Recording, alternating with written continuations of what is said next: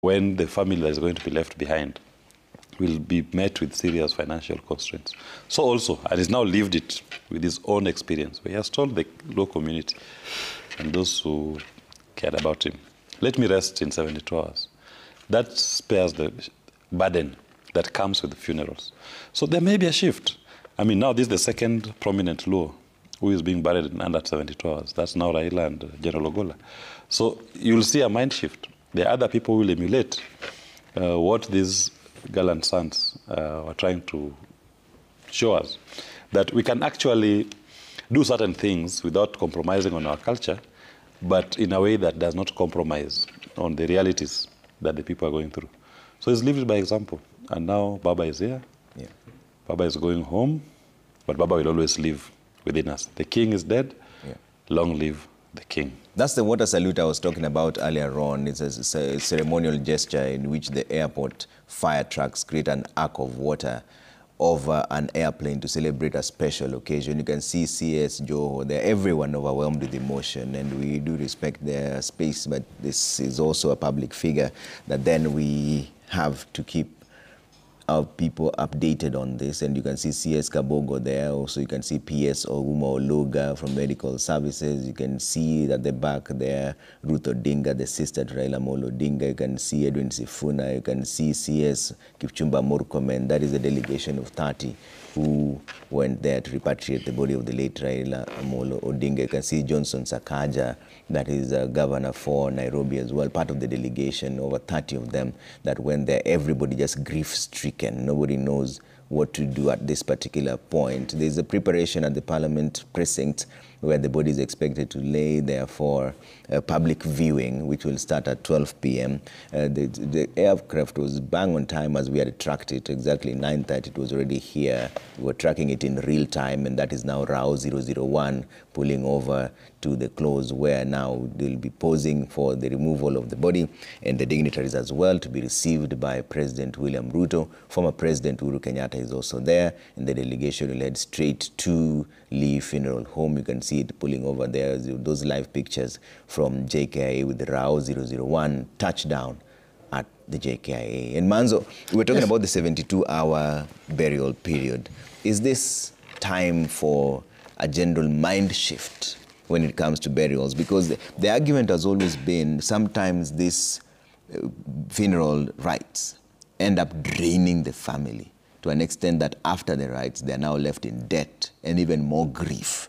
Is this a precedence that is now being set by someone considered a root of the Luo nation? Yes, I want to say that I think it was very wise of Baba to give that direction. We saw it first with Angola, 72 hours, and it was kept. This one, because the death has occurred outside the country, probably time will start running now, and it also coincides with the Heroes' Day, October 20th, Mashujaa Day, and he will be buried as a Shujaa because his interment is on the same day. And I think owing to what has been happening in the past, somebody passes on and it takes 10 days, 2 weeks to rest that person. If you look at the other cultures, Islamic culture is immediate, and it really saves in so many things and brings a closure. Now, with what Baba has done, I think this is going to set a new precedence, and not only to the Luo nation, but to many other people around the world. You know, the English culture is also a shorter period, in fact, with lesser people, and very, very cheap. A lot of people also prefer cremation, and that has happened across many, many cultures. Cremation is not really an African culture, although it's coming in, and cremation also brings a closure, you know, within a short time, as soon as the family agrees to do cremation, although they keep the ashes as a memory. So I think now a new precedent is set, and should it not just be followed by the Luo nation, it should be followed by as many other communities as possible to reduce the expenses and to bring a closure. And I'm happy Baba has directed this himself, and everybody is making an effort to follow Baba's directions, and I believe many, many other families should copy this culture so that things can be brought to closure as quickly as possible and the reality sinks. My really, condolences to the family, to friends, to Kenyans.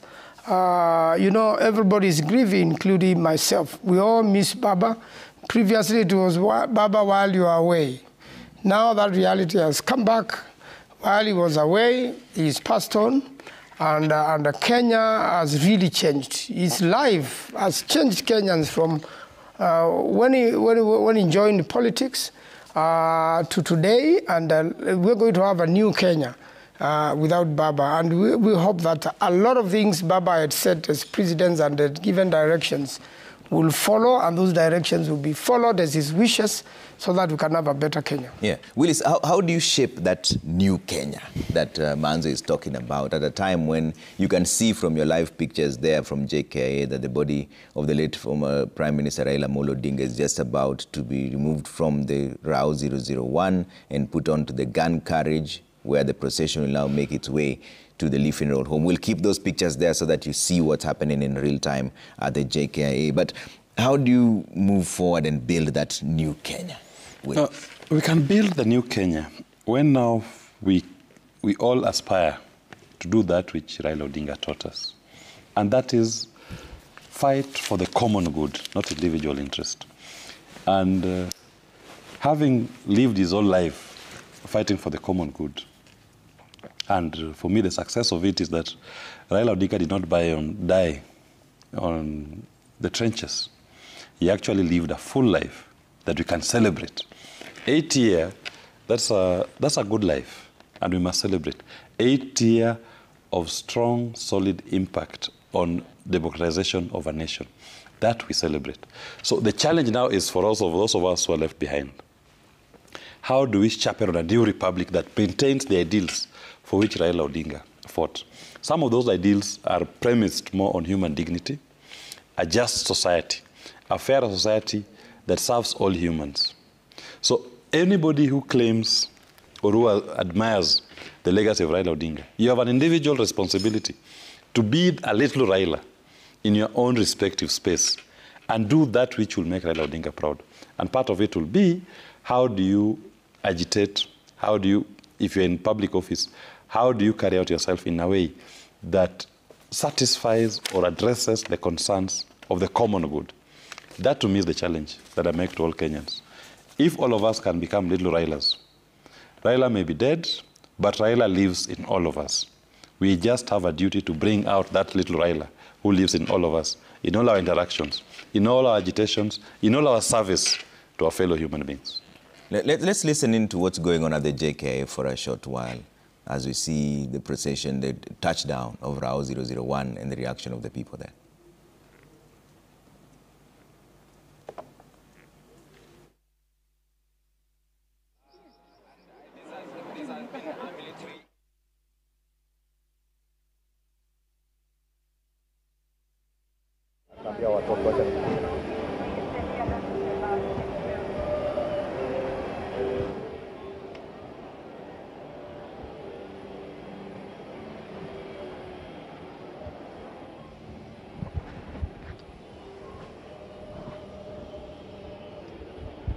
Mic check, mic check, mic check, 1, 2, 3, mic check, 1, 2, 3, mic check.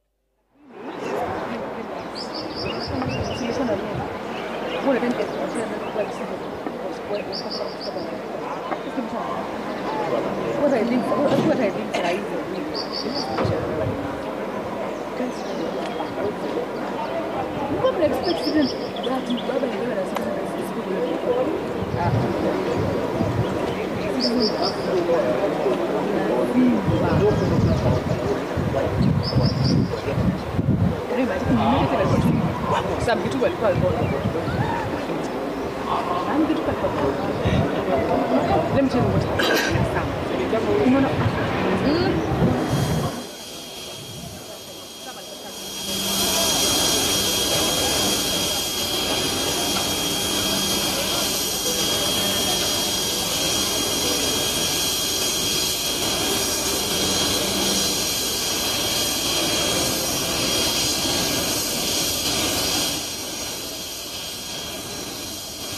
Just a reminder to our photographers, love your work, but we're really need you to clear so that we're not speaking into the short way His Excellency the House of Land. Photographers in front of me, kindly, we'll need to keep this together. So let's give you the opposition very good.